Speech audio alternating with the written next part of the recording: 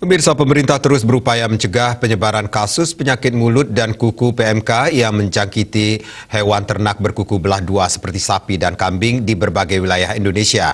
Hingga hari ini tercatat sebanyak 315 ribuan hewan sudah vaksinasi PMK. Juru bicara pemerintah untuk penanganan PMK mengatakan pemerintah berkomitmen mengatasi wabah penyakit tersebut hingga tuntas.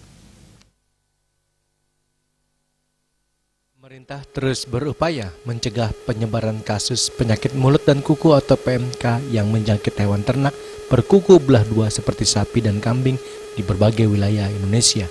Juru bicara pemerintah untuk penanganan PMK Wiku Adhisa Smito mengatakan pemerintah berkomitmen mengatasi wabah penyakit tersebut hingga tuntas. Berdasarkan data yang dipegang Wiku, pemerintah sudah mendapatkan 800 ribuan dosis vaksin dari luar negeri. Dari jumlah tersebut, sebanyak 315.539 dosis sudah disuntikan ke hewan ternak di wilayah Indonesia. Penyuntikan dilakukan oleh 27.000 tenaga kesehatan bersama tim dokter hewan dan juga Satgas penanganan PMK di tiap daerah. Rencananya tahun ini pemerintah juga akan mendatangkan 29 juta vaksin dari luar negeri untuk disebar ke berbagai daerah. Kemudian pemerintah akan memberikan ganti rugi buat peternak kategori pelaku usaha mikro, kecil, dan menengah yang sapinya harus dimusnahkan karena positif PMK.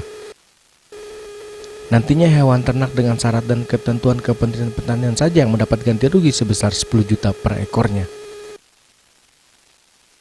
16 ekor.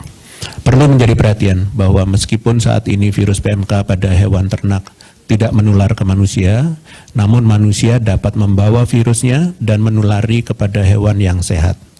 Kita harus bahu-membahu dalam penanganan PMK ini karena penyakit ini berdampak signifikan pada perkembangan ekonomi di Indonesia. Dengan banyaknya sapi yang harus dilakukan pemotongan bersyarat, serta juga terdapat sapi yang mati, tentunya akan sangat berdampak pada hasil penjualan hewan ternak maupun produk pangan hewani yang dikonsumsi oleh masyarakat.